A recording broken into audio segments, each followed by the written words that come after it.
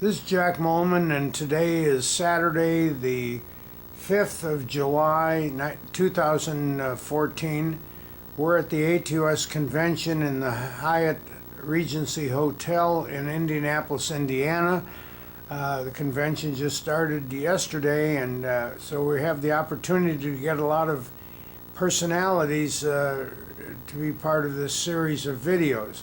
And today we have a person that many of you out there may have heard on the radio, because does the ATOS Radio Program, and we'll get into that in a minute.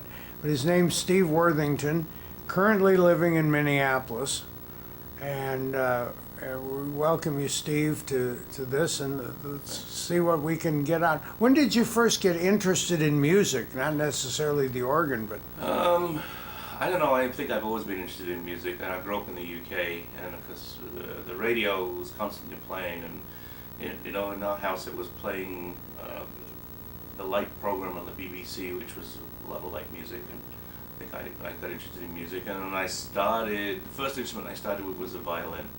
I was probably about 7, 8, 9 years old when I started on the violin, and for a while I also played the tuba, which was bigger than me for the most part, and did a little bit of keyboard stuff. I took music in high school. I went through high school and took music up until about the age of 16. It would have been what they call an O level in England, so I got an O level in music. And the main thing musically for me has always been singing. I sang in church choirs, I sang in school choirs, I sang in small groups, and so I sing both classically and jazz. That's what I do. And I haven't been doing so much jazz singing recently, but whenever I get the opportunity, I will do that. And when I lived in Richmond, Virginia, I sang a lot with some jazz combos around town. well, how do we get into this organ? And I assume you're interested in it. Yeah, I don't really know. I suppose mainly was through church organ. Obviously, singing in church choirs, I got into church organ music and organ music that way. And I sort of drifted into theater organ music. I remember seeing an ad for somebody, actually I think it was Don Knight's, playing at Dreamland in Margate, which was a Compton theater organ, and got on my bicycle and went over there and started getting involved with them, and next thing I knew I was in the chambers pulling things apart. So I've done some technical stuff in organs and spent a number of years, got involved with, I went to school in Manchester in England and got involved with the Lancastrian Theatre Organ Trust in the late 70s, early 80s, and so that involved me in doing a lot with organs, and that's really where it went. And over the years it sort of moved from being both classical and theatre organs to pretty much all theatre organ. But I still like listening to classical organs. Well, now, somewhere we got into the radio sort of thing and the technical aspects of that. Before you started ATOS Radio, did you do broadcasting or something? No, but I'm an IT guy. I've been an IT guy for 30-odd years, and so I got involved in early parts of the internet in the mid-90s from a business point of view, professional point of view. And actually what happened was I was moving house, and when I came over here from England in 1989, one of the things I brought was a fairly large collection of theatre organ records. And we're moving house, and my wife said to me, "Are we dumping these?" And I said, No, we're not dumping those, we're keeping them. And got into a little bit of a tiff over that, but we moved house. And she said, "Well, what are you going to do with all these records now we've moved?" And I said, "Well, I'm going to go buy a turntable." And I went out and bought a pretty high-end turntable, and started listening to them and going, "Well, there's some great stuff here, a lot of great music." And I think probably about a year or so later, I got some new computer software, and bundled in there was some software for transferring records to digital, to CD. And I started playing with it. And I wasn't very happy with the results. I thought there's got to be a way to do this better. And so I started doing some research on the internet, and I bought some software which back then was pretty expensive. It was probably $3,000 or $4,000 that was specifically designed for doing transfer of LPs to digital, and started playing with it. And I've always done a little bit of recording engineering, I've been recording stuff. I did my first record engineering when I was in high school. So we've been doing that for a long time too. And so I suddenly had all these digitized LPs, and I don't know, what on earth do I do with them? And internet radio was just about to start, I was just starting, and so I got involved and I set up a channel on Live 365, which was one of the early internet broadcasting things. Where you could just go up there and set something up, and I uploaded some of this music and started to put the word around, and I called the thing Theatre Organ Replay, and got a lot of listening, and I paid for it all myself, and it was not inexpensive. It was costing me probably at least $1,000 a year to run it, and I tried to scale it back a little bit because of the cost, and I did get some donations from people to help me keep it going. And then a convention a few years ago, I can't remember exactly where, Ken Double approached me and said, we'd like to try to do something like this for ATOS, and rather than reinventing the wheel, can we piggyback on what you're doing? And I was like, yeah, that sounds great. And so I talked to Ken, and we talked about changing the format, because before all I did was old LPs. There was nothing else in the format.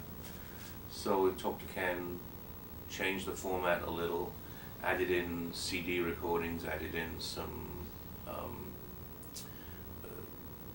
some archive recordings of concerts, and put some other things together, and through ATOS and doing some stuff with them, we were able to get to a wider audience. And when I was running my little thing, I broadcast about 3,000 to 4,000 hours a month. That would be people listening, so you get people listening. Now we're doing about 17,000 hours a month. Well, Ken Double just was on my phone here, and that's why I got distracted a little bit. When did this theater organ radio, as we know it today, start? The ATOS Yeah. theater organ radio? Yeah. About 5 years ago, I think. 5 years? I think about 5 years. I don't remember. I should do, but I don't. And you volunteer your time to do this? Yeah, I volunteered my time to do it. It was going very successfully for a while. We moved off that Live 365 platform because it was getting too expensive. We were sort of a victim of our own success. And we bought some broadcasting software, and we changed things around in the way we did stuff. And that was running fine up until a few months ago, but unfortunately the nature of the internet is that things change fast, and it's tough to keep up with the changes, and people were saying to us, why isn't it working as well as it was? And they said, well, we haven't changed anything. It's all the surrounding stuff that changed it. So about a month ago, we put everything onto a new platform, and it's all hosted out on IBM hosting a soft layer. And now we have way more bandwidth, so we can provide a much better quality stream. So what's our participation in this audience-wise? As I say, we're doing about 17,000 hours a month. That's 17,000 hours of people listening. On an average, there's usually somewhere between 30 and 50 people listening at the same time. At the same time? Yeah. Now, we have no way of identifying who or where these people are? We can regionally identify them because there's something called an IP address, without getting too technical, and those are geo, so they're geographically dispersed, so we know where the person is that's listening, so we can identify them from that point of view. So, is there any demographics that you know about, more people from here or there or overseas? U.S. is the listening audience generally is about 70% from the U.S., about 20% from the U.K., about 10% from Australia, and then everywhere else is probably less than 1%. How about East Coast versus West Coast? I don't really have statistics on that. It's pretty evenly spread. Yeah. So, what do you have in mind of of course, whoever's watching the video here can tune in. How do they do that, by the way? They've got two mechanisms to do it. They go to the ATOS website, ATOS.org. atos.org/radio, and on there are a couple of players, and they just click on the link, and it will open up in their browser, and it will play. There are two different streams. There's the regular stream, and then there's the high bandwidth stream. The regular stream is for the average person. People that have really good internet connections and want to get a better quality stream can use the high bandwidth. And then the other mechanism to listen is with an internet radio device. And there are a number of these things out there that will play. They're just like a radio, but they will pick up an internet signal through wireless in your house, through your whatever you use for your computer. And most of those actually carry ATOS, Theatre Organ Radio, on the tuner. You can go to the list and it'll show you right there on the tuner. If they don't, we provide the stream information on the website, and you have to type that into the... You think I know you're spending a lot of time on it. Do you think it's been successful, worth the time that you're spending? That's an interesting question. Some days I think yes, and other days I think no. Generally speaking, just recently since we made the change, we've had a lot of positive feedback, and that's always good.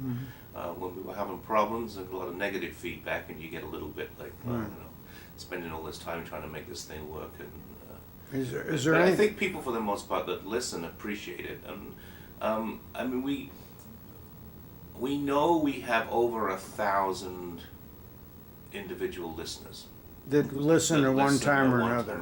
Yes.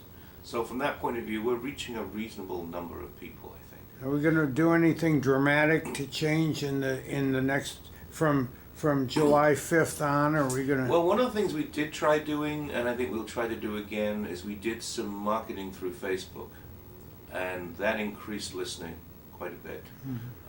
It's not expensive to do, and it reaches a lot of people. We have a Facebook page for the radio, and you can pay Facebook and they'll promote it, and they send it out to people with interests in, we did dance music, jazz music, some things of that nature. And what percentage of it is music versus talking?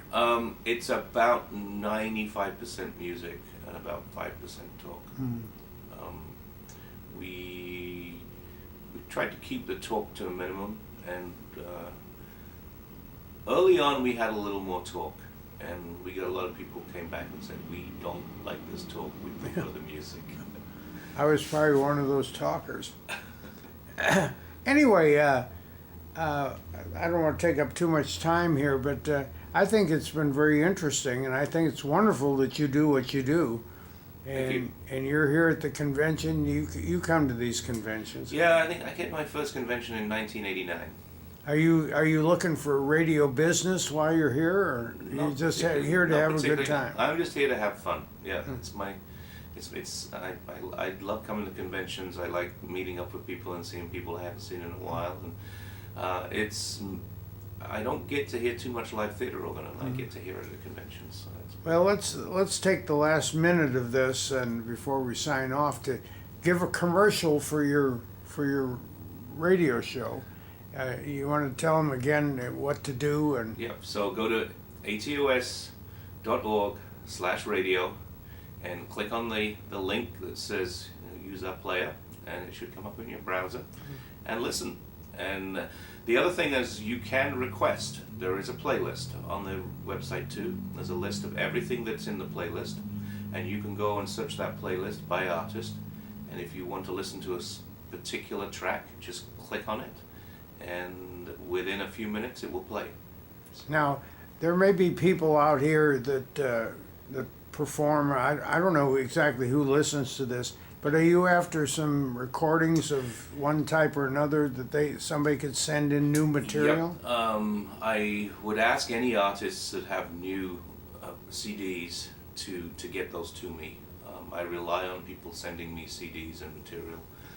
In terms of other material, yes, if people have archived material, I'm always willing to take stuff and look at it and see what we can do with it.